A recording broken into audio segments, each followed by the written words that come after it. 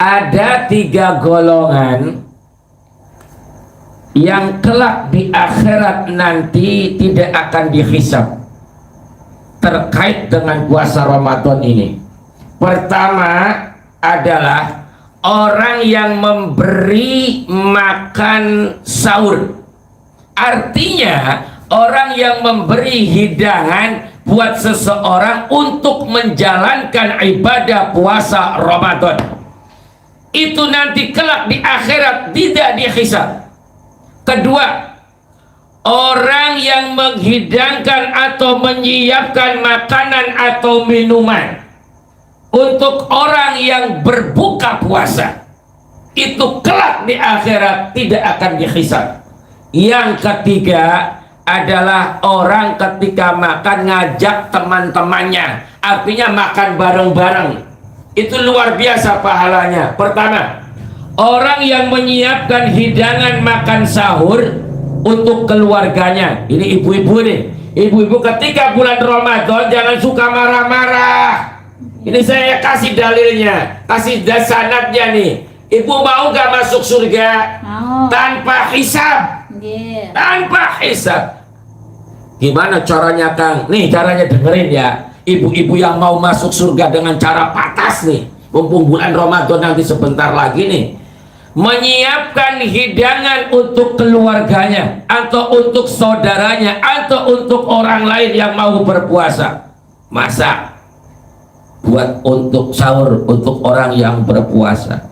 Udah masak, dihidangkan di meja makan, anggota keluarganya masih pada bobok, masih pada tidur.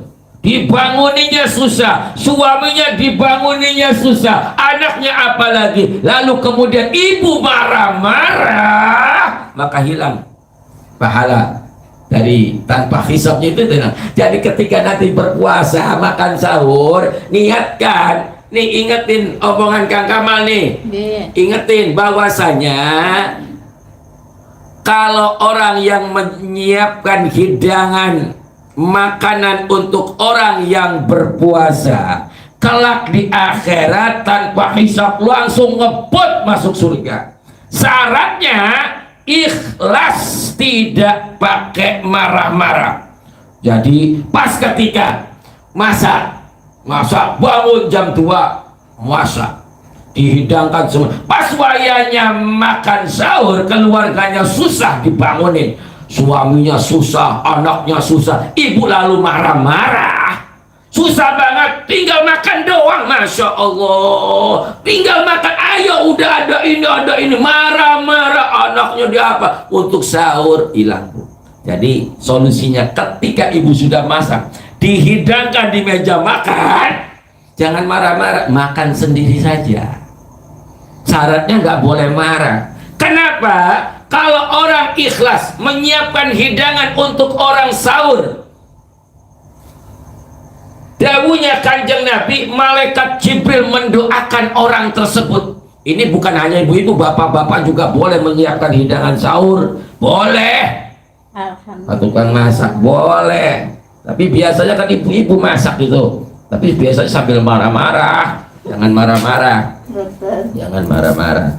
Suaminya nggak mau sahur, malas-malasan, jangan marah-marah, dimakan sendiri saja. Diniatkan itu ibadah kepada Allah Subhanahu wa ta'ala. Amin. Jangan marah-marah. Yang kedua, orang yang menyiapkan hidangan untuk orang yang berbuka puasa. Ini contoh kecilnya keluarga sekalian semua.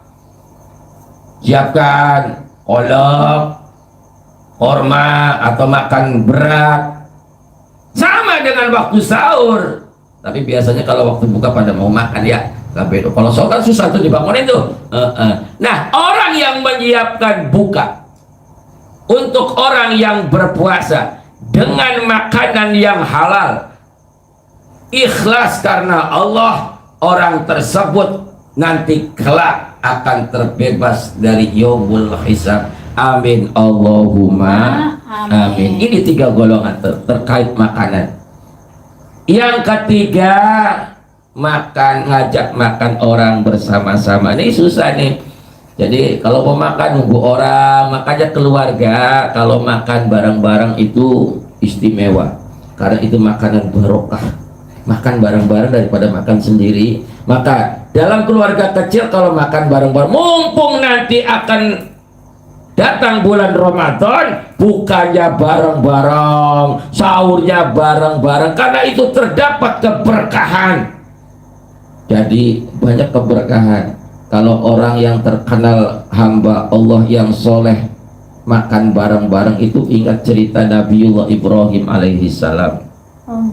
Nabi Ibrahim itu tidak akan mau makan kalau tidak ada temannya. Benar ini.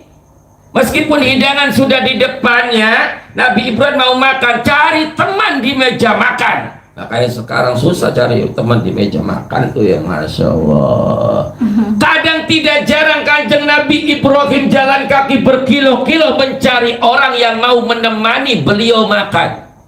Nabi Ibrahim tidak pernah dalam hidup Nabi Ibrahim makan dewekan sendirian, tidak pernah, tidak pernah. Ternyata ini. Jadi ketika kita nanti di bulan Ramadan sering-sering untuk makan bersama, sahur bersama, mumpung momennya ada di bulan Ramadan. Jadi sahur ya, sahur. Jadi sahur itu banyak keberkahan. Sahur itu tidak selalu makan berat, adanya kurma ya kurma bahkan, adanya air minum juga gak apa-apa, air minum itu begitu. Jadi sahur itu hukumnya sunnah, hukumnya sunnah untuk menjalankan ibadah puasa yang hukumnya wajib. Maka sahur kita akan dikategorikan mendapatkan pahala seperti mengerjakan kewajiban. Mudah-mudahan Allah Subhanahu wa Ta'ala memberikan kita kekuatan agar bisa menjalankan syariat agama Islam, rukun Islam, yakni berpuasa di bulan Ramadan. Amin Allahumma amin. Astaghfirullah Rabbal baraya, astaghfirullah minal khataya, astaghfirullah Rabbal baraya, astaghfirullah minal khataya.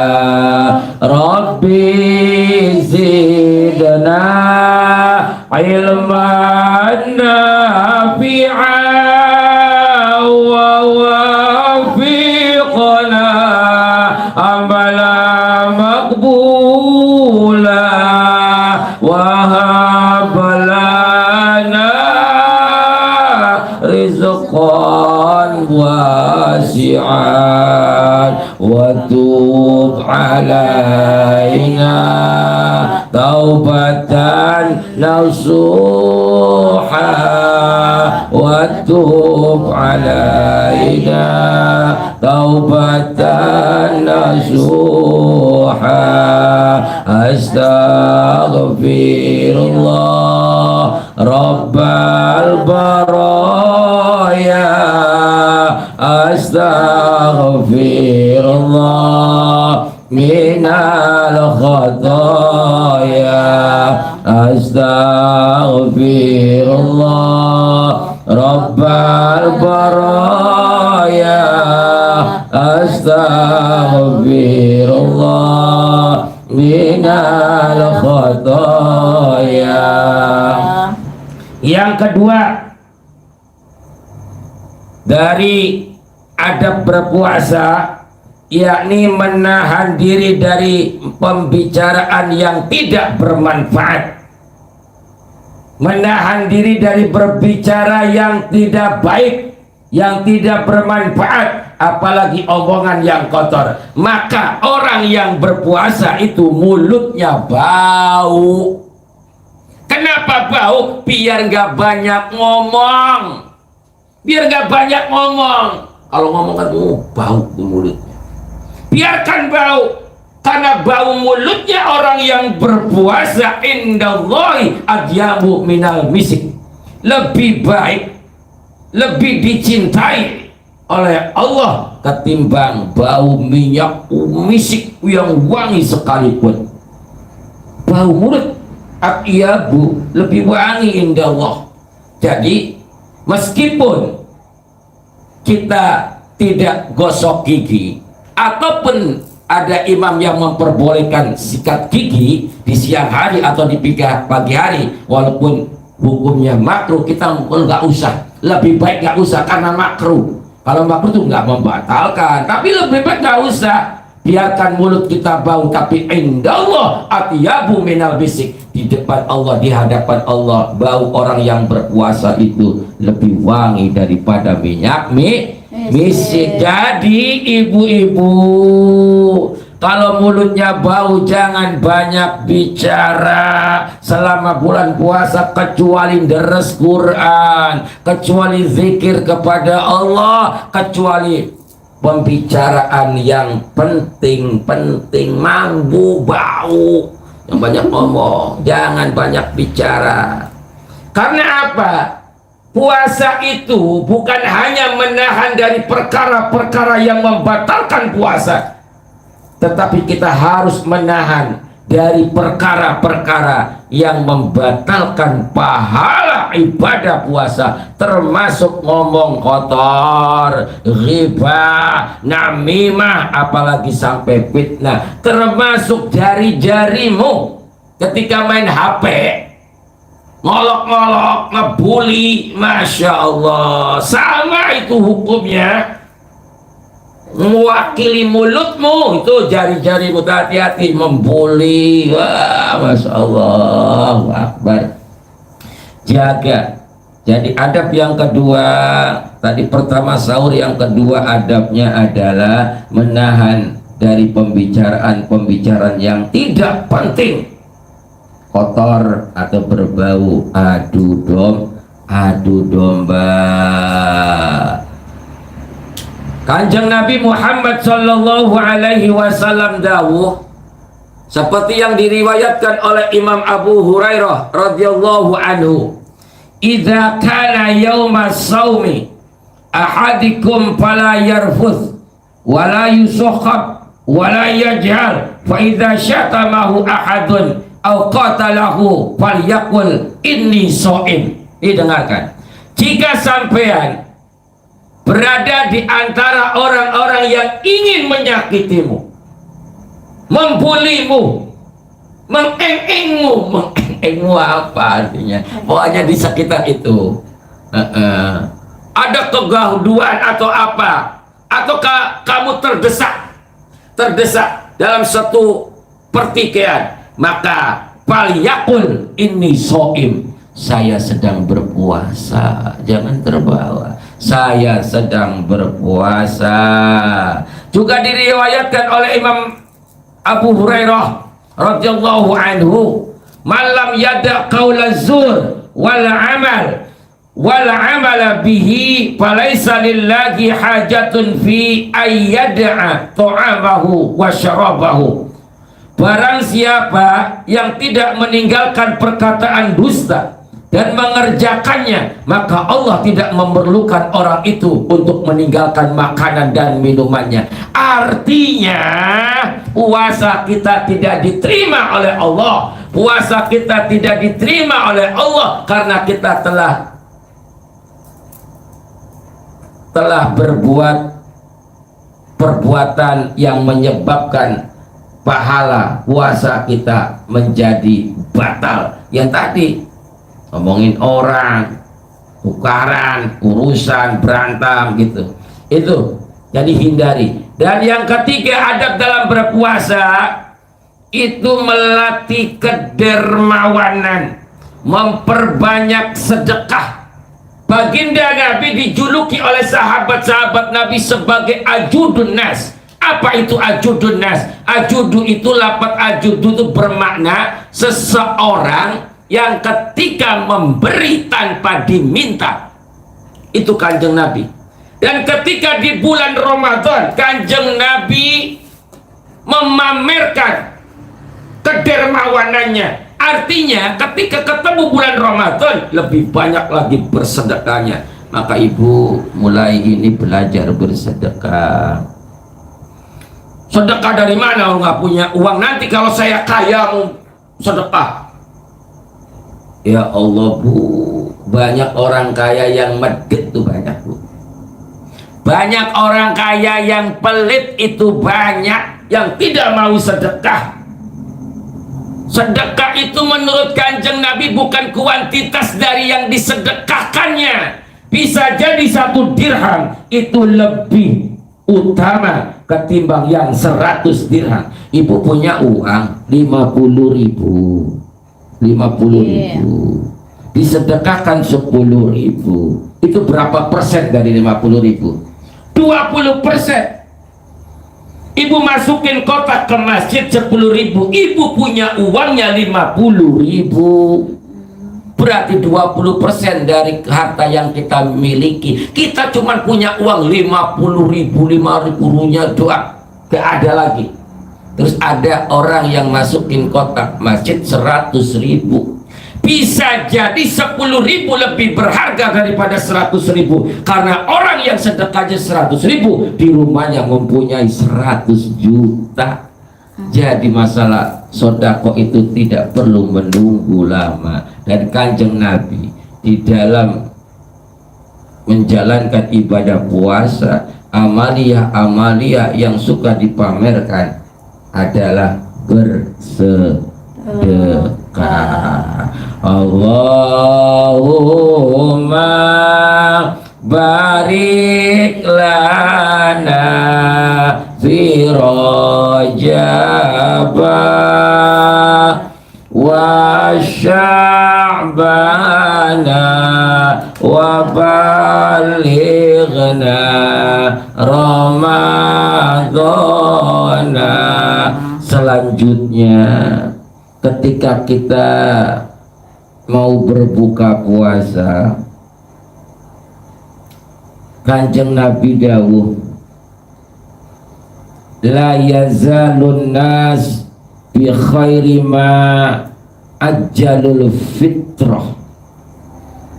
Umat manusia akan tetap baik selama mereka menyegerakan berbuka puasa. Allahu Akbar, Allahu Akbar. Segera buka dulu. Nanti setelah buka puasa baru sholat. Mendingan makan ingat sholat daripada sholat ingat makan. Jadi agama menganjurkan untuk berbuka puasa dulu. Yang muda-muda aja yang adanya air putih, adanya kolak ya kolak. Begitu mensegerakan buka puasa. Astaghfirullah Rabbal baraya, astaghfirullah minal khataya, astaghfirullah Rabbal baraya, astaghfirullah minal khataya. Ibu, bapak-bapak yang saya hormati, mungkin sekian saja lagi hari ini diskusi kita, musyawarah kita tentang menyambut bulan suci Ramadan. Mohon maaf, Kang Kamalnya lagi kurang sehat, jadi semalam masih nggak bisa tidur, doain ya supaya sembuh. Amin. Dan saya juga mendoakan supaya ibu bapak juga nanti ketemu bulan puasa Ramadan sehat walafiat. Merinding semua ini ya Allah. Amin. Dari semalam nggak bisa tidur. Jadi intinya pembahasan hari ini adalah ketika kita bertemu dengan bulan puasa, ban sahur, maka sahur bareng-bareng, jangan sampai kita meninggalkan sahur. Ibu-ibu yang masak jangan suka marah-marah, karena pahala orang yang menyiapkan hidangan sahur untuk orang yang berpuasa itu pahalanya luar biasa, nanti kelak di yaumil akhir tanpa hisab masuk surga. Jadi kalau suaminya susah, anaknya saja, biarkan saja. Kita diwajibkan untuk membangunkan. Adapun susah jangan sampai marah-marah. Masak angel-angel, pegel-pegel, ngantuk-ngantuk, dibangunin susah, hilang pahalanya, hilang. Karena luar biasa pahalanya, Bu. Didoakan sama malaikat Jibril supaya diampuni dosanya dari ibu-ibu yang ikhlas menyiapkan hidangan makanan untuk sahur ataupun menyiapkan menu hidangan untuk berbuka puasa. Saya nggak usah marah-marah, Terus yang terakhir, mensegerakan buka. Ketika adzan langsung buka, nanti sholatnya pun sementen mawon, karena kesehatannya saya kurang baik. Mudah-mudahan segera sembuh. Sangat mempengi, ya, Masya Allah, dari semalam keringat dingin, Masya Allah. Minta doanya ya Bu ya, supaya sembuh. Amin. Hari ini mau kontrol rencananya. Iya, tapi belum tidur, mau tidur dulu. Masya Allah. Ngatisi, ngatisi buatan Ibu. Ngatisi. Masya Allah. Tapi ini ngaji enak loh, keringetan kayak orang anu. Jadi siapkan bulan Ramadan. Senang-senang datangnya bulan Ramadan itu. Gak boleh sedih. Senang-senang. Diniatkan untuk menyambut tamu agung Ramadan. Yang Kanjeng Nabi aja kepengen ketemu bulan Ramadan itu doanya dari mulai bulan Rajab. Ibu senang gak mau datang bulan Ramadan? Senang. Disiapin persiapan menjelang bulan Ramadan. Masya Allah. Pun gitu, mudah-mudahan ada manfaatnya. Amin ya Rabbal alamin. Al-Fatihah. A'udzubillahi minasyaitonirrajim. Bismillahirrahmanirrahim. Alhamdulillahirabbil alamin arrahmanirrahim maliki yaumiddin. Iyyaka na'budu wa iyyaka nasta'in. Ihdinas siratal mustaqim. Siratal ladzina an'amta 'alaihim ghairil maghdubi 'alaihim waladdallin. Pun sementen mawon kirang langkunge kula nyuwun agunge pangapunten. Selamat menunaikan ibadah puasa nanti. Wallahul muwaffiq ila aqwamit thoriq. Wassalamualaikum warahmatullahi wabarakatuh. Waalaikumsalam warahmatullahi wabarakatuh. Maulaya sholli wa sallim daiman abada ala habibika khairil khalqi kullihim. Maulaya sholli wa sallim daiman abada ala habibika khairil khalqi kullihim. Ya Rabbi bil Mustafa balligh maqasidana waghfir lana